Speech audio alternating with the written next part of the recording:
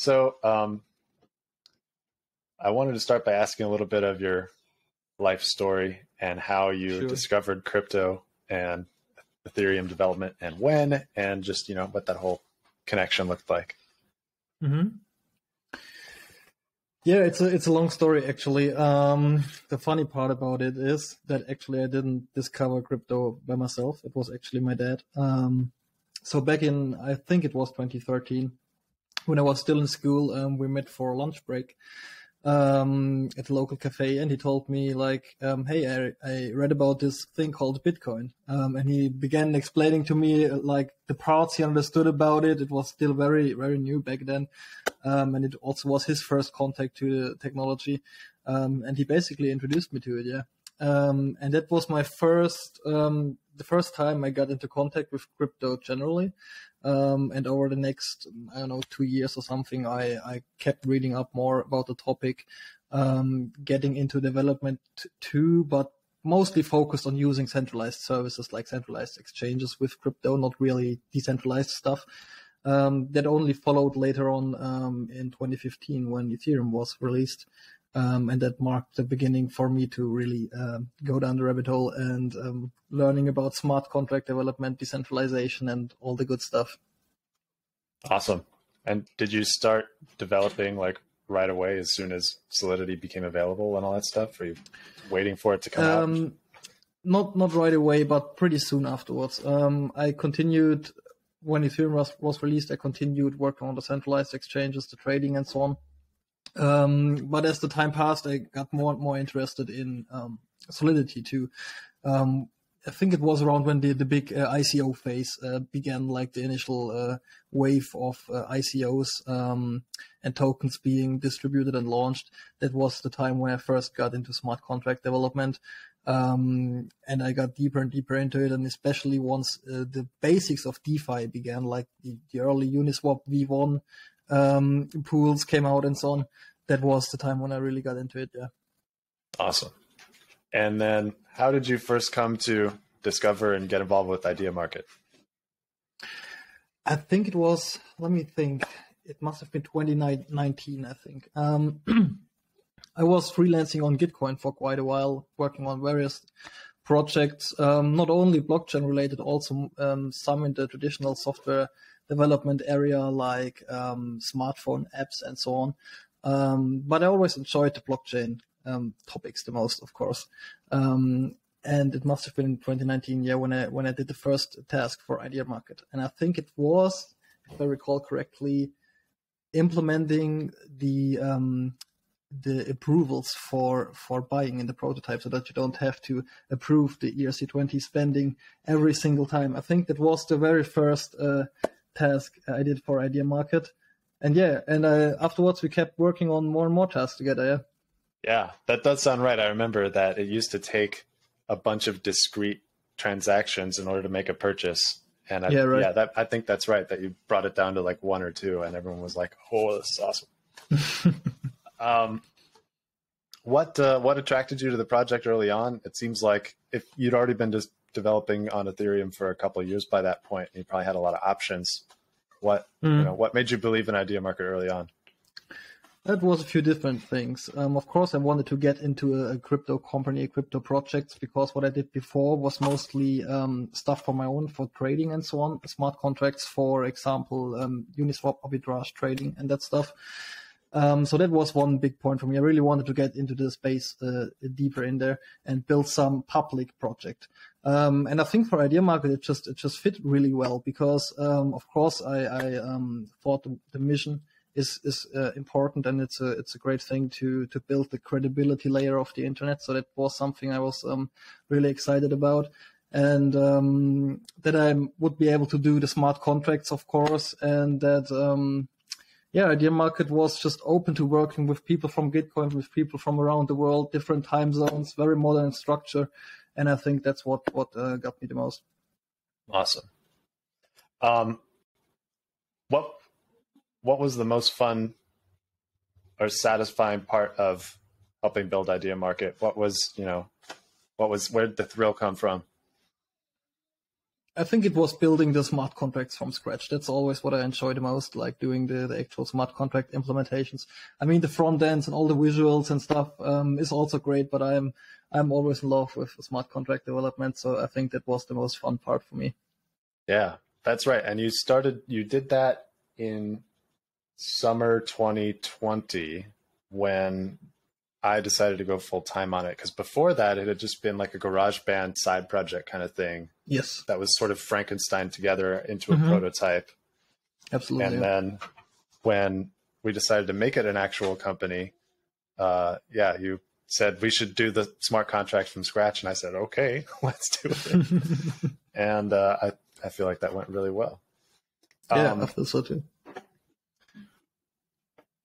What did you learn in the process of building those smart contracts, if anything? Maybe it was easy. I learned a lot, definitely, but to put it shortly, I think it was building a product from scratch to launch, which is something not many people experience. I think when you start with a blank canvas and you have to build it really from scratch to the point where you go public with it and people interact with it. That was great to have that experience. Yeah, that's super awesome. I feel like I've gotten to have a slice of that because of your work on this. What was your most triumphant moment in the whole process since you started? I think there were two major ones, or the biggest ones. Yeah. The first one was definitely when the QuantStamp audit came back very positive, because it was the first time I submitted like a whole project for an audit, which was 100% done by me at that time. And I just thought, man, if they come back with it and tell me, I don't know, that doesn't work at all, you have to redo everything from scratch. But yeah, it turned out really well, and I was super hyped about that it was just like minor things which needed to be adjusted, and we were ready to go, basically. And of course, the second one is the public launch, like when you push the deploy button and the website goes online and you share everything on Twitter and on Discord and everywhere, and people go to the site for the very first time and use it. That was the second milestone, yeah. Yeah, that was an incredible thrill. Yeah, that was super awesome. What was the biggest challenge? What was the hardest thing you had to do? I think it was the same thing as the most fun part, which is building the smart contract from scratch, or building the whole product from scratch, because there's no past knowledge you can use. You really have to build your own structure. You need to make sure that it's safe for the future, that it can be extended, that it runs safely and everything. A lot of thought has to be put into it. I think that was pretty hard, but it turned out well. Awesome. I'm going to embarrass you here and say that I've always felt that you're a literal godsend to this project because, I had no tools with which to build this thing. And, Gitcoin was just fishing and seeing if something happened. And, I had no way of evaluating tech people. So I would just bring on a bunch. I would do like one of those competition bounties. And then whoever would do a great job, I would keep for later. And then those people started evaluating each other. And at one point, who was it? Tommy. I really should remember Tommy's last name off the top of my head, but I don't. I want to give him a little shout. I only got to know his first name, I think. I never heard his last name. I need to get this right. Hang on, I have to look this up. Sure. What's he working on now? Oh, maybe he's in Raid Guild dev chat still. Yeah, he is in Raid Guild, but how do I find him? Tommy. Nope, he's not in the dev chat anymore. All right, just a second here. I'm going to look on Twitter. Maybe I can find his Twitter account.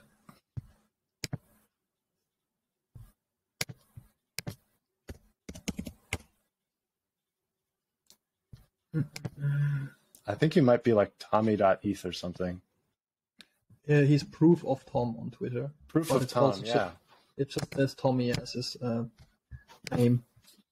Cox, Tommy Cox. There we go. I found him on the somewhere in Telegram. All right. Yeah. So sometime when you were working on the first thing for us, Tommy Cox, who'd been working on Ideamarket, he might have been the first to start with it, first or second. He was really early. He messaged me and, referring to your code, said, "Where do you find these wizards? This code is incredible. How did you do this?" And I'm like, "Me? I didn't do anything. I just posted on Gitcoin. Y'all showed up." And so, a few months later, when we wanted to go full time on it, I was like, I have no ideas except to make Alex CTO. And I'm just really pleased that you had such, excellent poise with, managing people and just handling shit. And I felt like that went really well. How was the comfort and the vibe for you working with me to accomplish all this? It was great, I think. I think we complemented each other very well, and we worked together very well too. I never had the feeling of like extreme pressure, which is usual in this industry, where you have to meet deadlines and it's just very stressful. I never had that feeling. It was always pretty open, but we still achieved a lot of things. And yeah, as I said, we complemented each other pretty well. I think you've always been the visionary, long-term thinker building this huge product, and I'm, on the other hand, I was always the rational, critical thinker and the technical person, and I think that fits together pretty well. Yeah. Yeah, I think that's balanced out pretty well. And how do you feel about Ideamarket now in terms of our prospects for success and the trajectory we're on and things like that? I think you still have a pretty big chance at success. I'm still very bullish because Ideamarket is a very unique project. You don't see anything like it in the crypto space at all. I mean, you have all the DeFi apps, the lending, the borrowing, the yield farming. We've all seen that. But Ideamarket is really new. It's a completely new concept. The mission is very important. And I think when people really get to know it, use it more, it can be very successful, especially with the things I know are currently being worked on, which I'm not allowed to talk about publicly yet. I think that increases the chances too. Yeah. Awesome. Yeah. I feel the same way. Thank you. What made you decide to take a step back and move into an advisory role instead? Mm-hmm. That was a very personal choice. It didn't have anything to do with the team or the company or the product. It was more evaluating my own path in life I'm going to take, because I'm still pretty young. I'm still studying computer science, which is something I want to finish. And yeah, I'm thinking about I might leave the full-time crypto space maybe for some time, but I didn't come to a final conclusion yet. So yeah, it's just figuring out where I want to go in life and how I want to continue. Yeah, that sounds good. Just between you and me, does it have anything to do with the fact that you're a millionaire from the giant bug bounties that you won? It doesn't have to do with that. I think it makes the decision a bit more straightforward. Instead of saying I would like to do it, but I can't because of my financial situation. That's no problem, of course, in my case. But I think I would have taken that step even if the bug bounties wouldn't have happened. Got it. What are your plans for your future involvement with Ideamarket? How do you see our relationship going forward? Well, I'm hoping I can continue to provide some good insights for Ideamarket by being a technical advisor, helping with product development, which technologies to use, which features to build and how to build them. Yeah, that's how I hope to continue bringing value. Awesome. When do you plan to take that step back? Like, for how much longer will you be with us, full time at the helm here, technically? Yeah. That's still some time in the future. It was important for me, or it is important for me, to finish off the current big projects we are working on. So I didn't want to just throw down what I'm working on and say, goodbye, guys, I'm out of here. So yeah, that's basically the main thing I want to finish is the secret projects.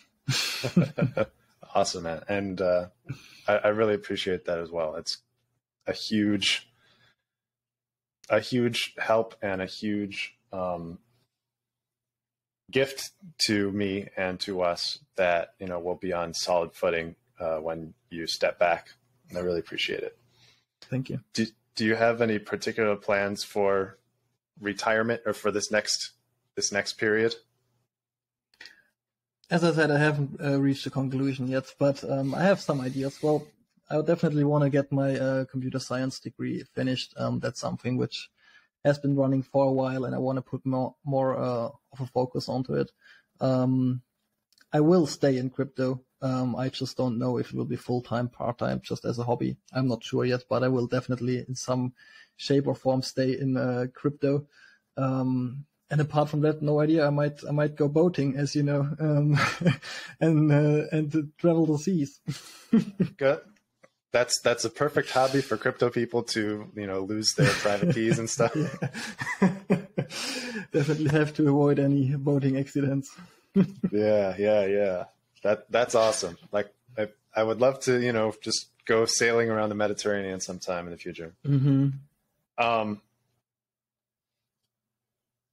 What kind of person do you think would make a good replacement CTO to fill your shoes and take things to the next level from where we're currently at? I think it should be someone who has experience in the crypto space, because I've seen CTOs or also programmers joining crypto companies for the first time, having a hard time. That's okay if you're looking for a junior developer who can get into the role over a longer period of time. But looking for a CTO, I think you need somebody who really knows the space and the ecosystem and the tools and the projects and the people to be able to effectively build the product. That's something I'm convinced of. And apart from that, somebody maybe who has already been in such a company, because I think crypto is pretty unique in the sense that you have people working across the globe in different time zones with highly specialized technologies. So I think it should be somebody who has been in crypto before. Awesome.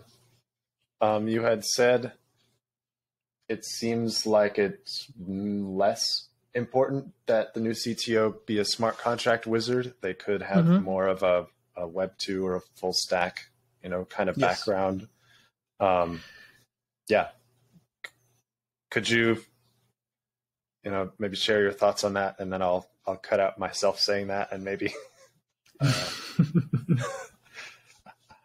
Yeah, how would you phrase that? I think, I'd like to.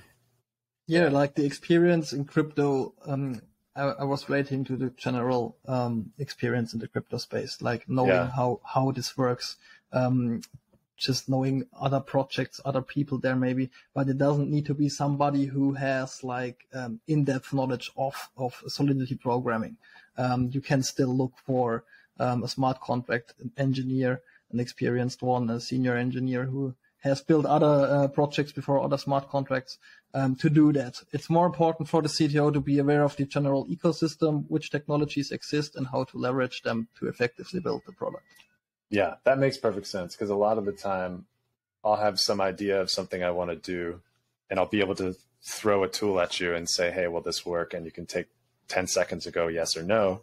And, or if something new comes out on Twitter, I'll share it with you and say, will this help in some way? And you'll look at it and go, interesting. This could plug in here, or you have no idea what you're talking about. This is not relevant at all, which is fine. It's just, it's fine. I'm happy to end an unnecessary line of inquiry, but I'm looking forward. I'm really glad that you'll still be able to do that for us going forward, because it just, it narrows things, focuses things down so much. It's just been awesome. So, man, there is no way I could thank you enough for all that you've done. And I'm just really, pleased that, things have worked out as well as they have. And I'm always be a friend and here to, support you and, help things go forward in as awesome a way as possible. So thanks so much. And thank you for, doing this little chat with me so that we could tell the story a little bit. And looking forward to the future, looking forward to the next thing. Yeah. Is there any final thoughts? Me too. No, I just wanted to say I need to thank you too for giving me the chance and an entry point into the crypto space, because you've also put a lot of trust into me as somebody without a huge background, or at least a public background, saying I've worked here, and here. Basically building the product up from scratch. And yeah, just wanted to say thank you for that too. Great pleasure, man. All right, we'll stop here.